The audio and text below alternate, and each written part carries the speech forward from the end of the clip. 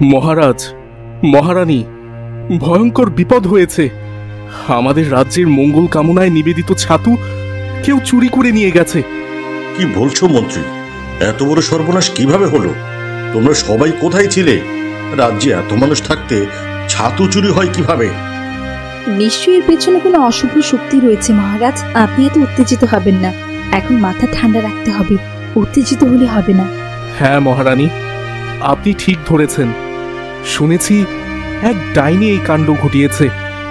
সে যদি ছাতু খেয়ে ফেলে তবে আমাদের রাজ্যে দুর্ভিক্ষ পড়বে। ছাতু চুরি হওয়ায় রাজ্যে এখন বিপদ দেখা দিবে। আমরা এভাবে বসে থাকতে পারি না রানী, আমাদের ছাতু উদ্ধার করতেই হবে। যেভাবেই হোক আমাদের রাজ্যকে ক্ষতির মুখ থেকে বাঁচাতেই হবে। আপনি ঠিকই বলেছেন মহারাজ, আমরা একসঙ্গে যাত্রা করব। ছাতু আমরা উদ্ধার করিয়ে আনবো ডাইনির কাছ থেকে। ছাতু উদ্ধার করিয়ে এনে প্রতিবারের মতো বট গাছের নিচে নিবেদন করব। নিবেদনে 2.5 মণ ছাতু চুরি হওয়াতে রাজ্যের বেশিরভাগ মানুষ অসুস্থ হয়ে পড়েছে। মাঠ ভরা ফসল নষ্ট হয়ে যেতে থাকে, নদীর পানি শুকিয়ে গিয়ে খরা হতে শুরু করে। কি হয়েছে সেনাপতি? তুমি এইভাবে ছুটে আসলে? আবারও কি কোনো বিপদ হলো নাকি? রাজ্যে দুর্ভিক্ষ লেগে গেছে মহারাজ। রাজ্যের অনেক মানুষ অসুস্থ, মাঠে ফসল নষ্ট হয়ে গেছে, নদী নালা শুকিয়ে খরা দেখা দিচ্ছে। শীঘ্রই কিছু করতে হবে। মহারানী, আর দেরি করা চলবে না, আমাদের এক্ষুনি বেরোতে হবে। যে করেই হোক নিবেদন করা ছাতু ডাইনির কাছ থেকে ফিরিয়ে আনতেই হবে। ঠিক বলেছেন মহারাজ, এক্ষুনি বেরিয়ে পড়তে হবে। চলুন, আর দেরি করা যাবে না। আমরাও যাব কি সাথে মহারাজ মহারানী? আমরা থাকতে আপনারা একা বিপদের মুখে চলে যাবেন, তা কখনো হয়? না, তোমাদের যেতে হবে না। আমরা মানুষের সাথে নয়, ডাইনির সাথে লড়াই করতে যাচ্ছি। তোমাদেরকে বিপদে আমরা মোটেও ফেলতে যাচ্ছি না। তোমরা সবাই তার চেয়ে বরং আমাদের জন্য আশীর্বাদ করো, রাজ্যের মানুষের খেয়াল রাখো। আমরা যতদিন পর্যন্ত ফিরে না আসি ততদিন পর্যন্ত আমাদের জন্য অপেক্ষা করো। পদ্মাবতী, সামনে তো কোনো পথই দেখছি না, কিভাবে প্রবেশ করব? সামনে আছে বিশাল এক খরস্রোতা নদী, এ নদী পার হব কি করে? মহারাজ, আপনি কি নিশ্চিত এই জঙ্গলে ডাইনি থাকে? তার উপর জঙ্গলে যাওয়ার পথ নেই, সামনে আছে বড় নদী। চাচা তো বলেছে এই জঙ্গলেরই কথাই বলেছে, তার মানে এখানেই ডাইনি আছে, আমি নিশ্চিত। কোন চাচা বলেছে আবার? একজনের কথা হুটহাট চলে আসে কি ঠিক হলো? আরে আরে, আমাদের সেনাপতি আছে না, তার বাবা বলেছে। উনি আন্দাজে মোটেও কোনো কথা বলেননি। পদ্মাবতী, তুমি কি সেটা জানো না? চাচা তো ভুল কথা বলেন না। কি কথা হয়েছে চাচার সাথে? আমি তার কাছে গিয়েছিলাম, সে তো অনেক আগের মানুষ, একমাত্র সেই আমাকে ডাইনির ব্যাপারে বলতে পারবে বোধহয়, তার কাছে গিয়েছি। চাচা, কেমন আছেন? শরীর স্বাস্থ্য ভালো তো? আর শরীর 3 কাল গিয়ে 1 কাল ঠেকেছে। তুমি বাবা কি মনে করে এসেছো বলো তো? আমার কাছে কি এমন আছে? তুমি রাজা মানুষ, তুমি হঠাৎই গরিবের ঘরে কেন? রাজা বলে কি আমি আসতে পারি না চাচা? তা তো তুমি পারোই। এখন কি মনে করে এসেছো তা যদি বলতে। চাচা, আপনি তো জানেন আমরা প্রতি বছর 2.5 মণ ছাতু নিবেদন করি বটগাছকে, সেটাও রাজ্যের ভালোর জন্য। হ্যাঁ বাবা, জানি তো। কি হয়েছে শুনি? কোনো বিপদ হয়েছে কি? 2.5 মণ ছাতু চুরি হয়ে গেছে। চুরি করেছে এক ডাইনি। রাজ্যের মানুষ অসুস্থ হয়ে পড়েছে, ফসলের জমির ফসল নষ্ট হচ্ছে, নদী নালা শুকিয়ে খরা হয়ে যাচ্ছে। কি সাংঘাতিক ব্যাপার! এখন তো রাজ্যে দুর্ভিক্ষ লেগে যাবে। আমি তো শয্যাশয়ী বাবা, তাই হয়তো এসব কিছুই জানতে পারিনি। ডাইনিকে কোথায় পাবো চাচা, বলতে পারেন?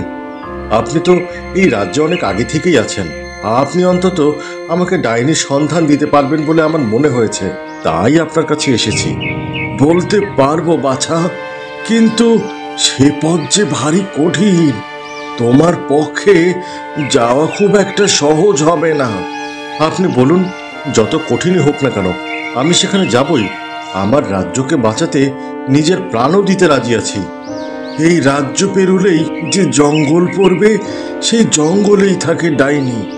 কিন্তু মনে রেখো, ডাইনি যেখানে আছে তা কিন্তু মায়াজালে ঘেরা। ও, তাহলে এইটাই সেই জঙ্গল। কিন্তু এখন এই নদী পার হবে কি করে? নদী পার হতে না পারলে ডাইনি অব্দি পৌঁছাতেও পারবো না। নদীতে পা দিয়ে দেখবো নাকি, কি বলো? যদি তলিয়ে যাই আমরা? এইখানে কোনো ফাঁদ পাতা আছে কিনা তা তো আমরা জানি না।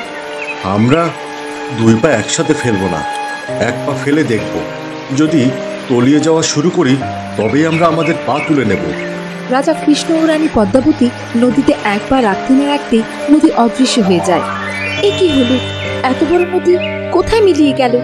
এটাও মনে হয় কোনো ফাঁদ ছিল। পদ্মাবতী, আর সময় নষ্ট করা যাবে না, পা চালিয়ে চলো। দেখি যত তাড়াতাড়ি সম্ভব ডাইনিকে খুঁজে বের করতেই হবে। ডাইনি যদি ছাতু খেয়ে নেয় তাহলে আমরা আরো বিপদে পড়ব। তুমি ঠিক বলেছো, তাড়াতাড়ি চলো। নদী এখন মিলিয়ে গেছে, যদি আবার নদী ভেসে উঠে আমরা তলিয়ে যাব। আমার ভয় করছে। ভয় পেও না, এখান থেকে তাড়াতাড়ি চলো।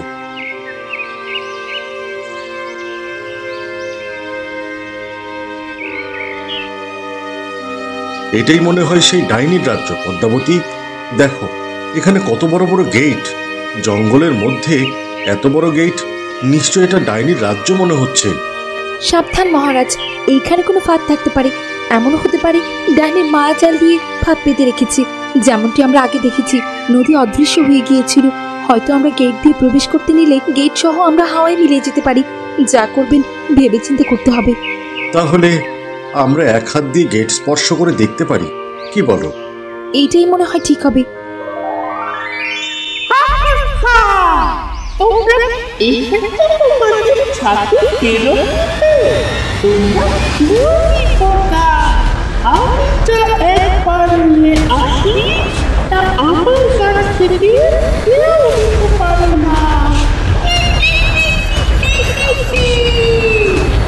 হ্যাঁ, তুমি আমাদের রাজ্যের পবিত্র 2.5 মণ ছাতু চুরি করেছো।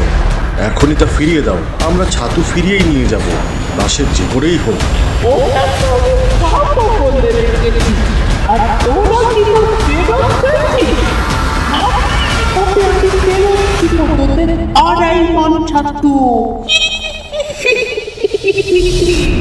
আমার রাজ্যকে বাঁচাতে তোমার সাথে যুদ্ধ করতে হলে আমি সেটাই করতে রাজি। আমার রাজ্যের দুর্ভিক্ষ আমি দেখতে পারবো না। আমাকে কেউ হারাতে পারবে না। আমি আমাকে পরাজিত করতে কেউ পারবে না। তুমি কি সত্যিই অজয়? কেউ তোমাকে হারাতে পারবে না? তুমি এতটা নিশ্চিত কিভাবে হলে? একদম পারবে না। আমি যে অমর, আমাকে হারানোর ক্ষমতা কারো নেই। তুমি কি নিশ্চিত তুমি অমর? এমনই তো হতে পারে তোমার প্রাণ এমন জায়গায় সুরক্ষিত আছে, আমরা সেটি খুঁজে বের করে তোমাকে মেরেও তো ফেলতে পারি। না রে, কোথাও আমার প্রাণ ভ্রমরা লুকানো নেই যে তোরা গিয়ে আমার প্রাণ ভ্রমরা শেষ করে আমায় মেরে ফেলবি। প্রাণ ভ্রমরা তো আমার হাতে। কই তোমার হাতে? আমাদের বোকা পেয়েছো? বোকা পাবো কি রে? তোরা তো আসলেই বোকা। আমার হাতে লাঠিতেই আছে আমার প্রাণ ভ্রমরা। ও, এই ব্যাপার। ডাইনি আজ নিজেই নিজের মরণ ডাকলে। কি হলো, মারবি না আমায়? না গো, তোমায় মারা যে অসম্ভব। এতক্ষণে তাহলে বুঝতে পারলি আমায় মারা অসম্ভব। যা, মাথায় তাহলে বুদ্ধি এসেছে। তুমি তো অমর, তোমার সাথে তো যুদ্ধ করে কোনোই লাভ নেই। তোমায় তো পরাজিত করতে পারবো না। তবে আমাদের সঙ্গে একটা খেলা খেলতে পারো। খেলবে? যদি আমরা জিতে যাই তবে ছাতুটা আমাদের, আর যদি তুমি জিতো তবে ছাতুটা তোমার। কি, রাজি তো? যদি ভালো লাগে তবেই খেলবো। আমাকে তোলা কখনোই হারাতে পারবি না। আগুনে গোলক ছিঁড়ে আকাশে তোলা, যদি আমরা তুলতে পারি তবে ছাতু আমাদের। ঠিক আছে, শুরু হোক। এক নিমেষেই আমি তুলে নিব। রাজা কৃষ্ণ ও রানী পদ্মাবতী হঠাৎ ডাইনির লাঠি ছিনিয়ে নিজেদের কাছে নিয়ে নেয়। দুইজনে মিলে লাঠিটা ভেঙে ফেলে। না না না না, এটা করলে কি করে তোরা? তোদের মনে এই ছিল তোরা আমায় মেরে ফেলবি?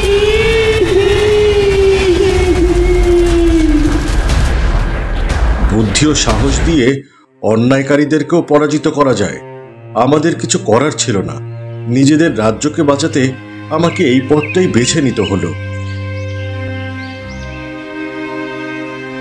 রাজা ও রানী আড়াই ছাতু নিয়ে নিজেদের রাজ্যে ফিরে আসে।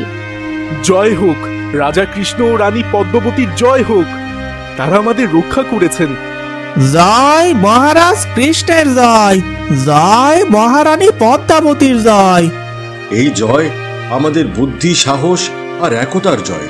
আমরা কখনো কোনো অশুভ শক্তির সামনে হার মানব না। সত্য ও ন্যায় সবসময় বিজয়ী হয়। চলুন সবাই মিলে বট গাছের নিচে গিয়ে আড়াই মন ছাতু নিবেদন করে আসি, আর এই প্রার্থনা করি আমাদের রাজ্যে আর যাতে কখনোই কোনো বিপদ না হয়।